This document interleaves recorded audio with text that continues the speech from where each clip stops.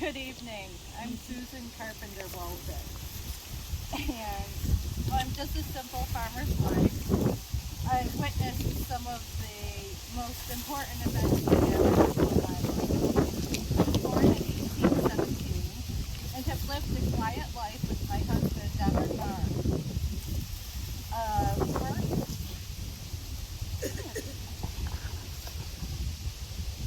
We worked on our small farm and also owned a store on Main Street. The farm and store kept us busy. We knew good times and bad times. We had 5 children. 2 are here with me. Louise, who passed away at 6 weeks old, and Mary at 2 years old. In my lifetime, I saw about 20 presidents come and go. I was a young woman when I saw Andrew Jackson pay off the national debt for the first time. I heard it hasn't happened again since. I saw the Erie Canal open after 8 years of digging. The canal did wonderful things for Palmyra. We became known as Queen of the Canal Towns. The town served as an important hub of commerce and kept us busy at our general store. I also had the opportunity to meet some incredible people. Susan B. Anthony, Frederick Douglass, and Harriet Adams. From our shop on Main Street, I saw the flagpole for the Republicans go up, come down, and go back up again. I knew Joseph Smith and his family out on Stafford Road. When I passed away in 1914 at the ripe old age of 93, I was still sharp as a tack. At that time, I was the oldest living resident in Palmyra. The newspapers made a big deal of my age, and the fact I still had all of my facilities right up until the end. Because I was the oldest resident in town, many of the town's secrets were known to me. I was aware of all the activities that took place in town. You'll meet some of my friends tonight and hear some of their stories. Thank you. It seems we spoiled the event. Your son wants to say hello. Well, I couldn't get the rest of him up, but I figured a smile on his face would make you happy. unbelievable, Pirate Whitley. Isn't it great? He's a little tired. Hello, folks. How are you? Believe it or not, this town's pirate. My name is Pirate Whitley. You might think someone else, it's not that. I built one of the largest houses here in the village. Pretty proud of that fact. As you should be. Yes. Except what is very important to do, always check where your property lines are. I sort of built it on part of the property of the judge. That wasn't good, especially for a retired pirate like myself. So I had to sell it, I sold it. By the name of Roger, he's somewhere up there. I'm still digging him up. You may or may not see him. You know, he's looking for my treasure that he thinks I buried in one of my tunnels. I don't know tunnels in this house. Well, in the law started searching for me, I cut and ran. And some of my crew maybe didn't follow along with me and left them high and dry. That's the life of a pirate. So, I guess you can talk to your son. You know, he ran away or flew away. Yes, He well, lost his head. you have that effect on people. Did you? Yes. Did you meet my darling love? That's here. I did that. Her name's Giselle. Where are you, Giselle? Well, yes, my darling. She's over there. Oh no! Wait, what? I apparently have a soon You to have be a following? stepdaughter too. What's your name, my dear? It's Mia. I'm not shocked. Yes. I'm When not I shocked. first met her, I thought it was Meow. But it may have said this.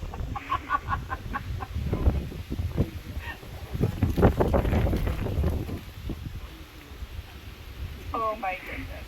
Well, how much did he pay you? Not enough. Not enough. I knew it. I knew it. Well, normally on this spot, we would stop and listen to my dear son, Henry Wilborn, give his speech. You may or may not know that my son was the chief of police. And he was, believe it or not, a chaser of bootleggers. Very much like Pirate Whitley. Now, my son was a very interesting man. He believed very firmly in the law, and he believes that everyone should have a second chance. However, one day he was home, on a Sunday I do believe, and there was a phone call. He took the call and said he had to go to Canandaigua. There was a prisoner there who wanted to meet with him. I thought it was a foolish idea, but my Henry always thought that everyone deserved that second chance. And so off to Canandaigua he went. He was gone for a few hours when he returned home, and as he walked into the house, he looked at his wife and collapsed on the floor. My poor Henry lingered for days before dying. His last words were, "Mother, they always said they'd get me, and they did, but I died doing my job." But did he really? One had to think about that, because even though my dear poor Henry was poisoned by drinking the tea of the prisoner, his wife didn't receive any of his pension because he was technically not on duty that day. And that is a shame. So, unfortunately, Henry is off chasing bootleggers today, so I told him that I would make sure that everybody knew what he was up to. So thank you. And we'll keep an eye on that pirate. He left his gun down here. Ha, ha, ha! I'm good. How are you? Very well, thank you. I brought some visitors today. Hello.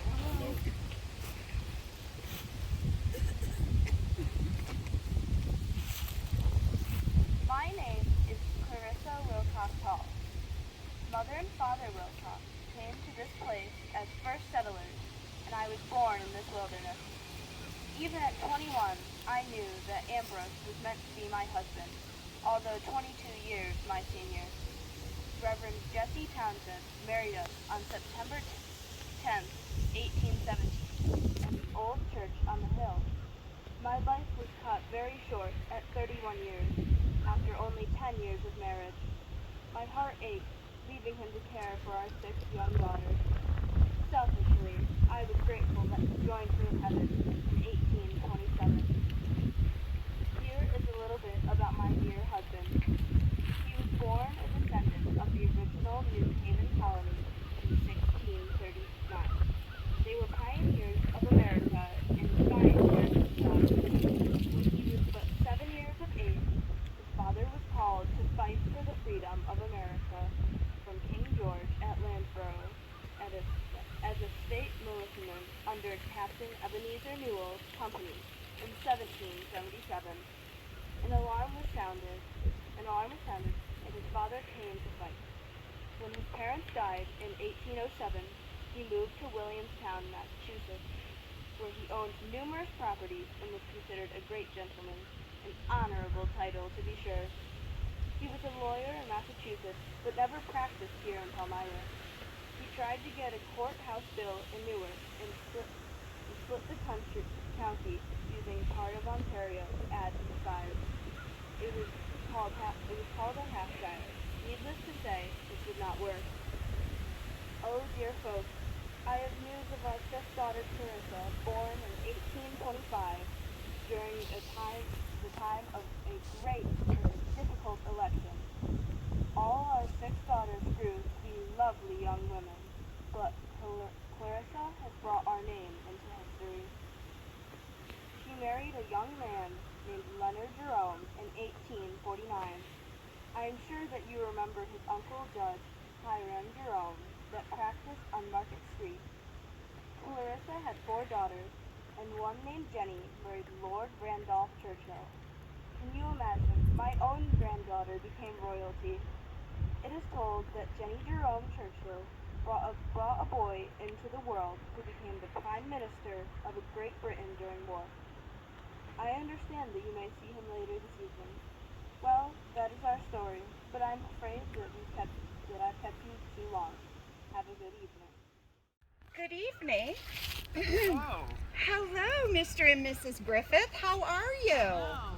Good. How are you? We're good, thank you. I brought some folks by to see you tonight. Well, welcome. We get so few visitors, so we're happy to have you. I'm Agnes, and this is my husband Henry, and we're going over the paper. We can't let Mr. Clemens get the paper out before us. Can you go over that, please? Sure.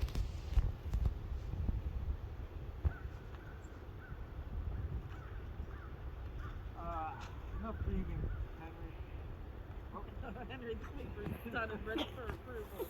Thank you, Agnes. As long as we have been doing this, it just doesn't get any easier when it comes to deadlines. We're always rushed. I don't think these fine people came here to shop talk about. I think they came to visit. We get so few visitors, so let's just talk to them about our time here. Since you were here first, why don't you start? Well, okay. Welcome to our resting space.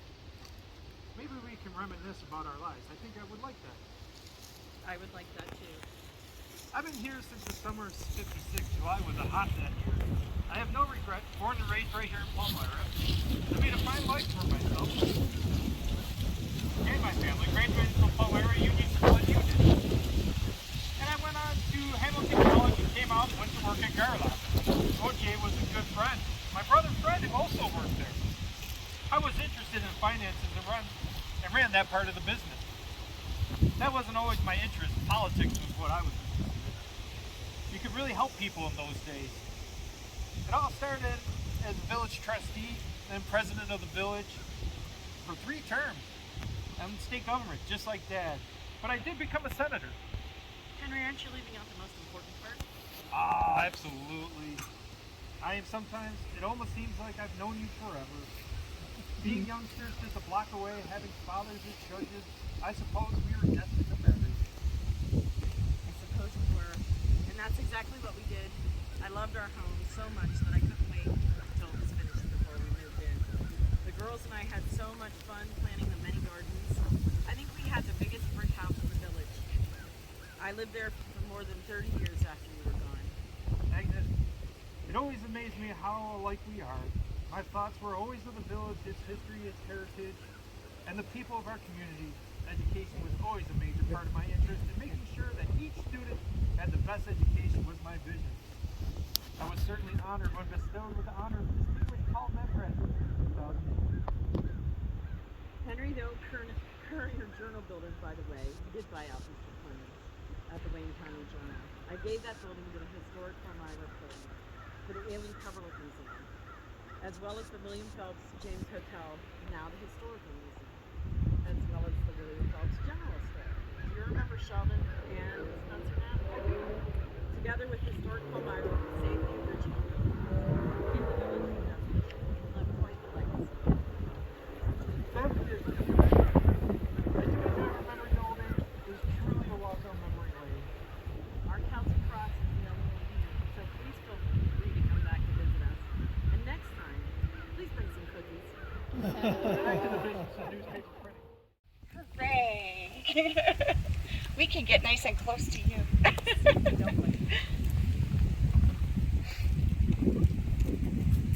No, but I heard your husband's speeches do.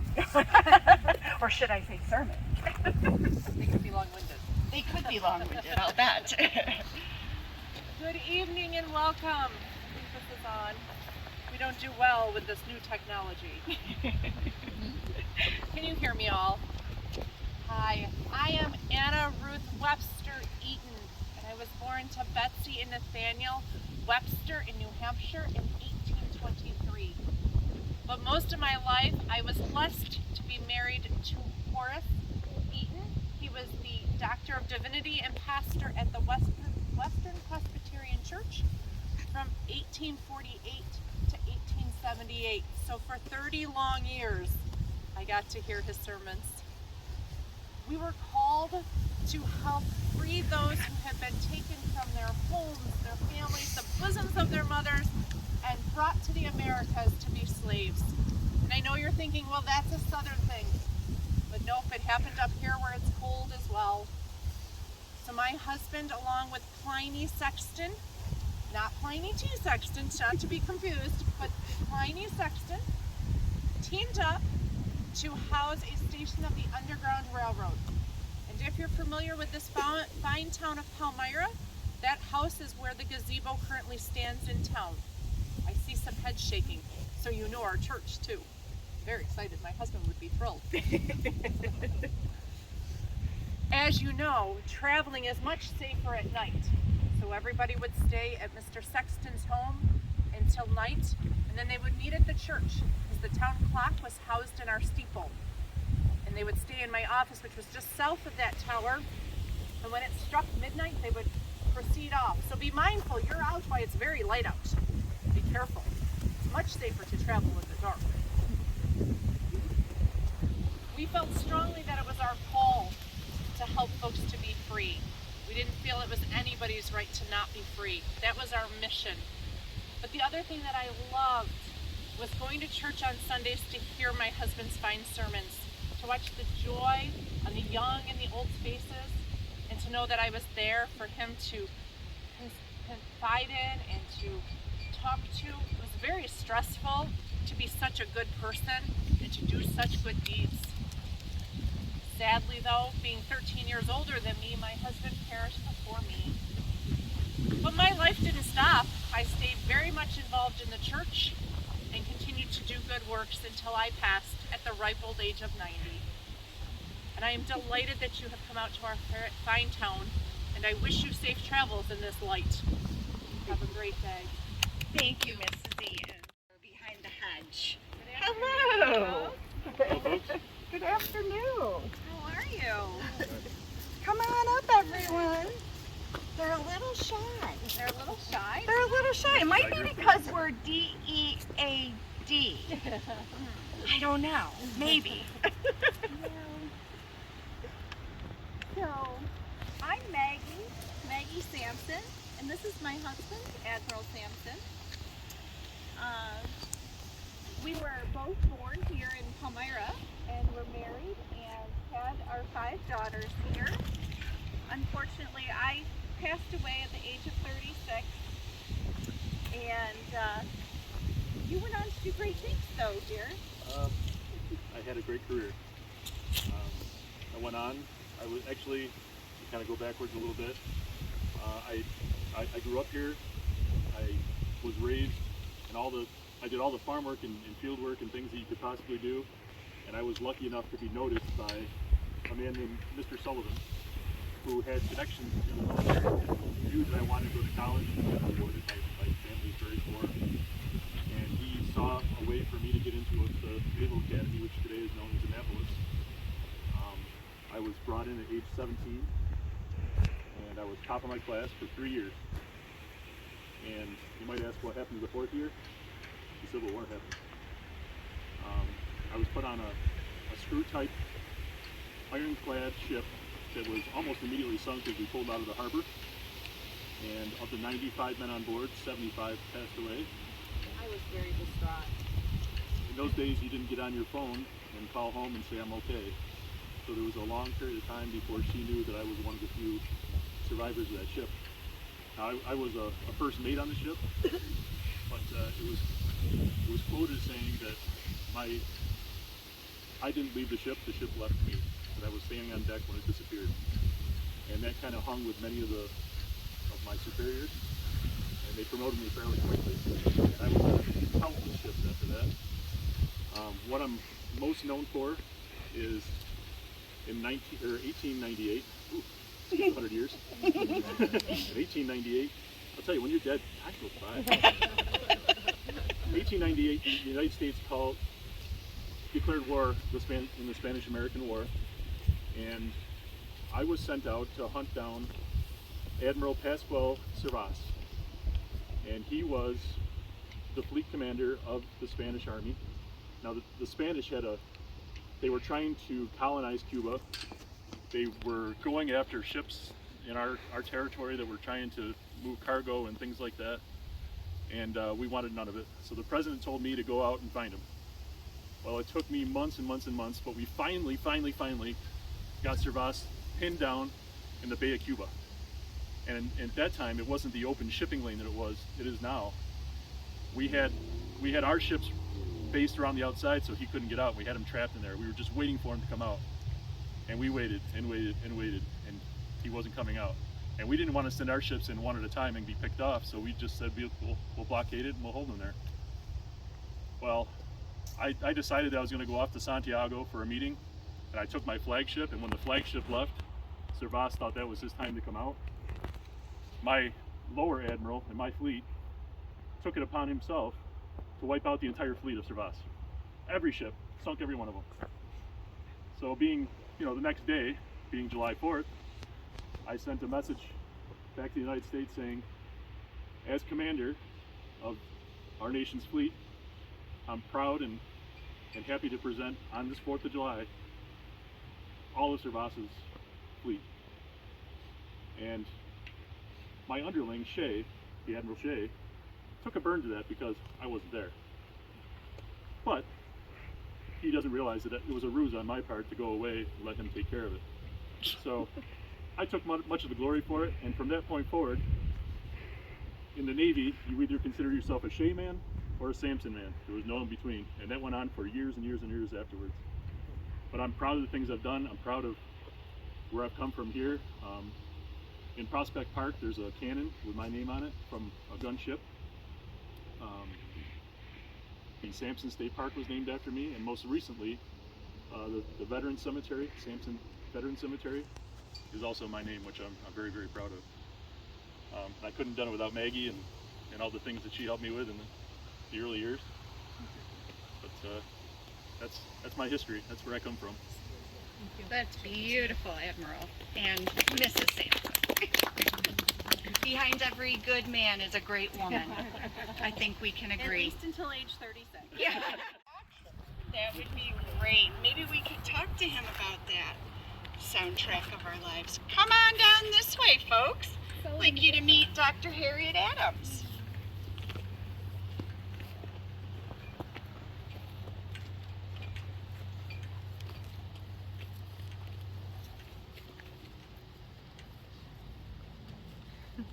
Hello everyone, my name is Dr. Harriet Adams. I died in 1886. I'm just buried right over there. In my life, I practiced medicine. Doing so, I was considered one of the first female doctors here in all of America, and the first female doctor here in Palmyra. Practicing, why do you ask why I practice medicine? Well, I believe that the path you are given, you should take. I practice medicine with Dr. Elizabeth Blackwell.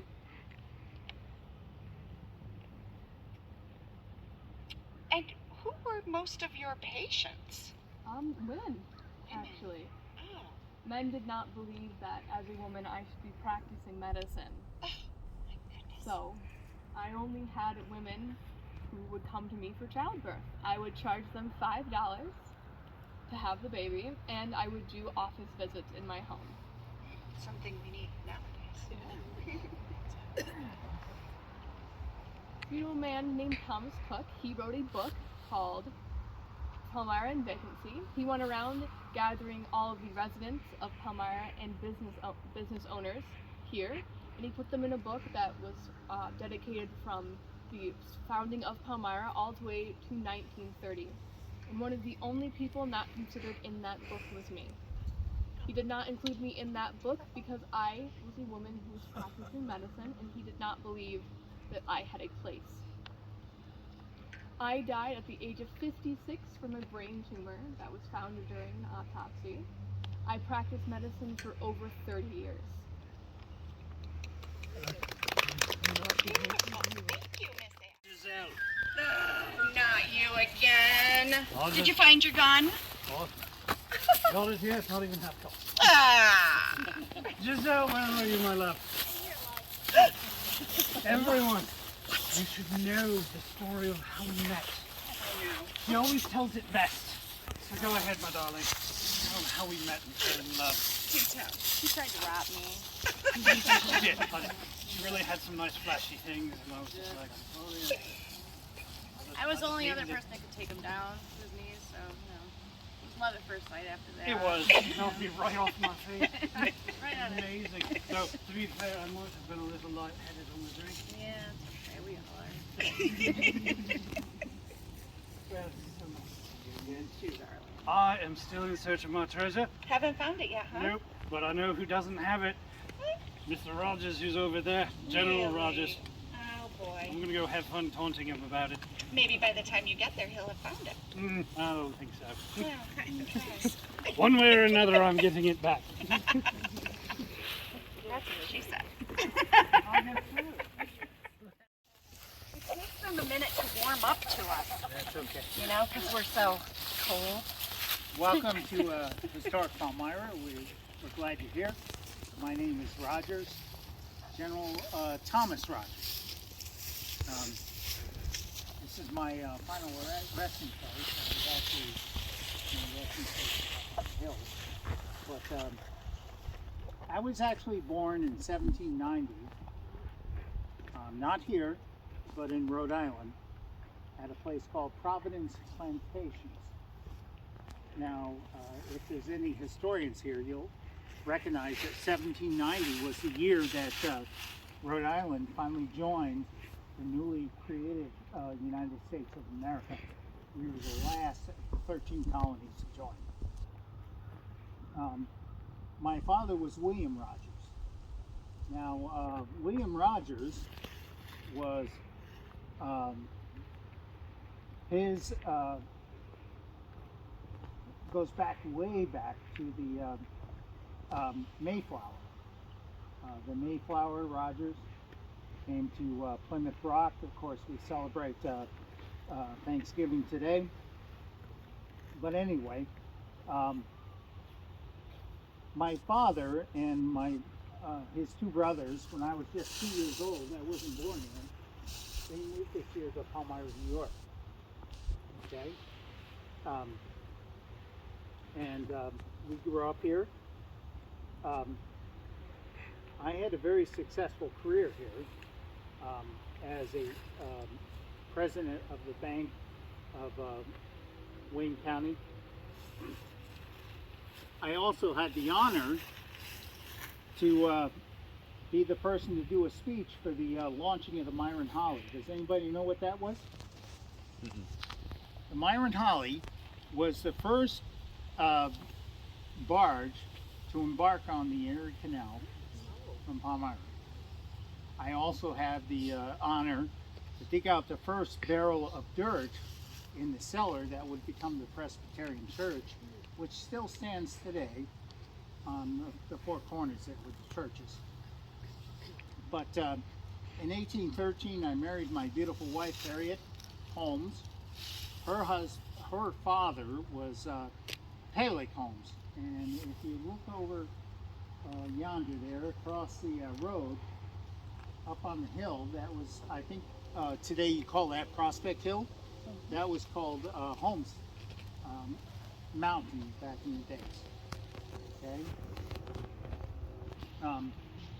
Her father was very generous to us. He built a beautiful house for us on East Main Street, which still stands today.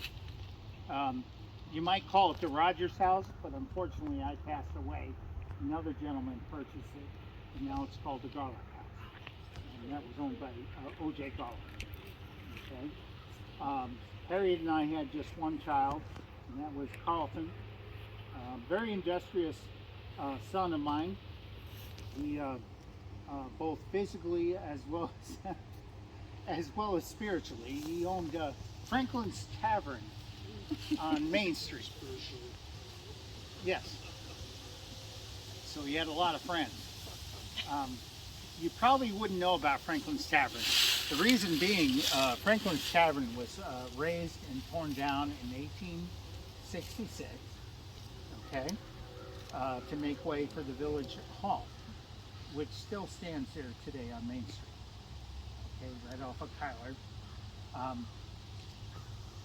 What a lot of people don't realize is that if you go to the top floor of the Village Hall, there was an opera house.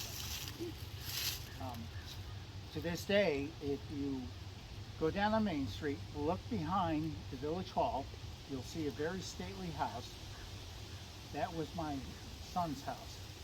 I believe for a number of years it was used as a public library, and I think today it's used for the public school. My son, years later, he inherited most of the land here, and of course Prospect Hill or Mount Holmes. He offered it to the village, and for whatever reason at the time, the village declined. They probably didn't need it. However, in 1924, a gentleman named Pliny Sexton, who owned the property, offered it to the village and they accepted it. So now you're standing on village property. But, I hope I taught you a little bit about history here in Palmyra. I want to thank you and enjoy your tour. I heard we were having guests. I just didn't think anyone would come to see me. My name is Charlotte Birdsall. I'm so happy you're all here. I was actually, well, I'm not really prepared. I was writing a letter to my friend Tom Cook, who is writing a book about Palmyra. All the buildings, the history of it, and of course I'm in it. And I thought maybe I could write a little something that was interesting that Palmyra has never seen. It was about my friend Anna Woodard. She was, quite eccentric like myself, so perhaps that's why we got along so well. She put me in charge of her funeral. And what I had to do, I had to be in charge of everything, make sure everything was according to how she wanted it.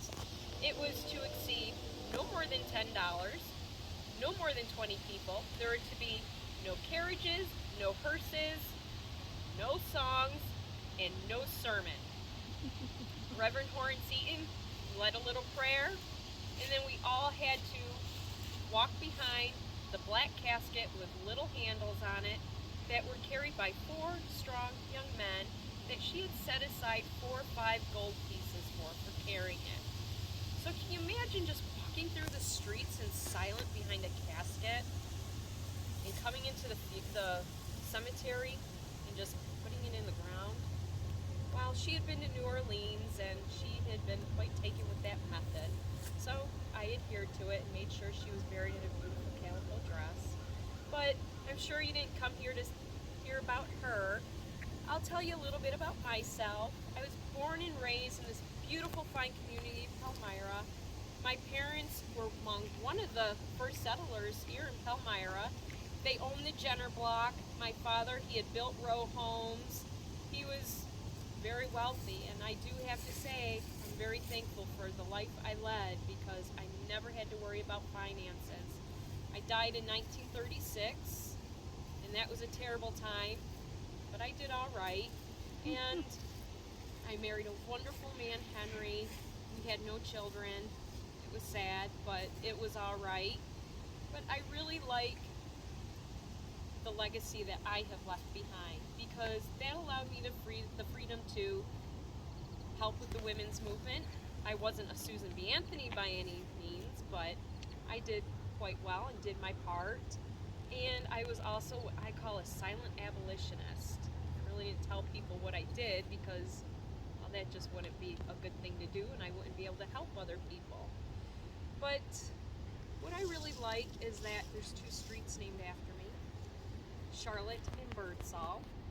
So I think that's kind of cute. I like it. And I love that my house is still standing. It's over on Kyler and it is now the American Legion, and I pop in from time to time and see what's going on, and I just love it. So I was basically a socialite and just did whatever I wanted to do because, that's just what I do. Whatever I want to do, and I do the same here. So, you know what? Usually I would have some treats. I don't have my favorite ones, but there's a new candy bar that just came out. And I eat these little things. They're called Hershey's. I eat them all the time. They're brand new. They're only 2 cents. I think it's pretty affordable. But if you all want a candy bar, feel free. Oh, I'll pass it around. Yeah. You'll love it. It just came out, huh? It just came out. Yeah, yeah. My favorite too. There's voting. We vote for you. It's a lot, but they made it so it can be affordable for everybody. And look at all the candy I bought. My goodness, were you friends with Mr. Hershey at all? I'm gonna be. Oh my goodness. I'm thinking maybe I should buy stock in it. Yes. Oh my. I just got one. Thank Okay. Well, thank you, Charlotte. That was wonderful. Well, thank you for visiting me. I never get visitors and I love it. So please come back and visit me sometime. Sure will. There's one right there. Beautiful.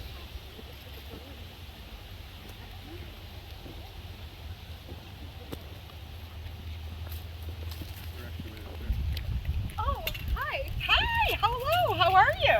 Good. I was actually hoping I'd be gone before you all arrived, but since you're here, I feel it is appropriate to tell you about myself and my family. Brother Charles and I grew up being taught 4 principles. 1, get your money's worth. 2, never waste anything. 3, education is a lifelong process. And 4, what was it again? I'll come back to it. Okay. When my great-grandfather and his family moved from Vermont to Macedon in 1837, they never let go of these principles. Right, my bad. My father graduated from Cornell University with degrees in math and civil engineering. Later on, he continued collecting and reading these books, and I graduated in 1911, and I decided to teach school in Marion. I later on decided that I liked to have a business life better, becoming a bookkeeper at Gleason Works. I have worked for a little while, but I decided to retire. I have actually lived for about 86 years, and if any of you decides to say that was old, you might just need to listen to the first person who called me old, Mary Durfee. She was a bit problematic, but she died accidentally by being dragged by her hair to her death from her wagon. Were you driving that way? Just checking. If you ask me, it was some bad luck. Well, I never! You Bullis always going around telling everyone about everyone else's business. How dare you? Well, folks, as she said, my name is Mary Durfee. I come from a long line of Durfees who settled here in Palmyra in the early 1790s. Gideon Durfee, the first Durfee, paid $1,600 in coin for his farmland to John Swift. A bit pricey if you ask me. The farm, Turkey Hollow, was located on Warner Road back in my day, but now you may know it as Leroy Road. Why they changed it, I'll never know. My son Lorenzo sold the farm in 1925 when he decided to move to the village, where my granddaughters were raised. Do any of you know Prudence Lorraine? Maybe you know Prudence by her nickname, Prudy. She's nicknamed after, not a great aunt, but a great-great aunt. Doubly great. Now that's an accomplishment we should all strive for. Another accomplishment is to be educated like Lorraine, who attended Genesio's normal school. Yes, that's the actual name. She went on to work for the McPike Company before the big fire broke out and the business closed. She then turned to her first love, history, which, much to Pirate Whitley's dismay, was not the sea, but history, which is something you can call him. She then went to write for the Palmyra Courier Journal under column titles Looking Back. Not much going on back there. She soon became the town's historian and played a big part in the founding of the Allen Coverlet Museum and Palmyra Historic Museum. You can see the girls' vast collection of dolls upstairs at the Historic Museum, and all the eyes just watching you. Are they judging you? Well, why don't you look at the time? It's been a pleasure seeing you all tonight. I hope you enjoy your evening, as I will try with the Bullises.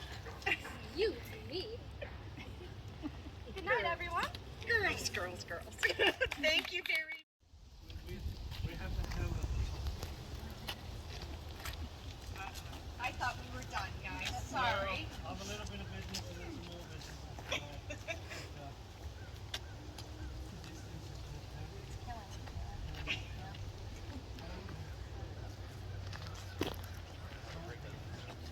It's always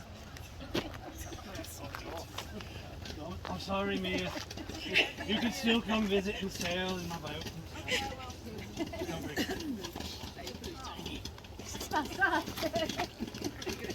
Everybody else, I found my treasure, but I need some help with it. Who wants to assist? Be a volunteer. Oh, come on. Who wants to be a volunteer? I know Mia wants to. Mia. It's going to be Mamma Mia. Let's start with Mia. It's this chest here. Let's see what's in this chest. Don't worry, you're not the only one that's going to get humiliated like this. How far back should we stand? 3 others. Oh, 3 other volunteers. No, still If no you raising don't raise your hands. hand, we will pick you. If you raise your hands, I'm still picking you. That's where it's more fun. I'm already dead. I see the gentleman in the hat. Oh, the gentleman in the hat. Yes. The gentleman in the Syracuse sweat. Let's go. Yes. And one more. And this young lady with the red hair. Beautiful red Oh, hair. dear, how are you? Why don't you come over here too? Now, the first important question for all 4 of you. Which one of you plays an instrument? Just a single one. Alright, somebody's gonna get to pretend. I need a trumpeter. Who wants to be a trumpeter? But you know what? Oh, do! Oh, I should really want to yell it out real loud, but it's so, and it was so talented. Louis Armstrong, like. All right, can you do the trumpet for me? There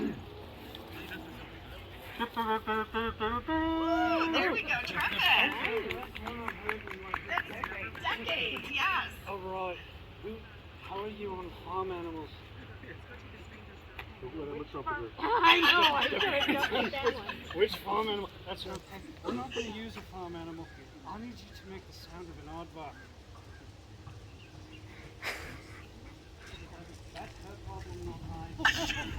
So, good luck with that. All right. Mia, my once almost set offer. I understand you're a phenomenal dancer. Oh, you heard very wrong. She has an amazing knack. And she's so much help. Dances like a monkey. Ah! Can't wait. So, I need you the most important job. You just need to kind of convince the chest to do its thing. Okay. Alright, so you in my back. You put your fingers out there and look at it. Don't point at anybody because that can hurt. So on the count of 3, you all need to do your parts to open this chest. Alright? Is it going to work? Yeah. Alright, 1, 2, 3. It's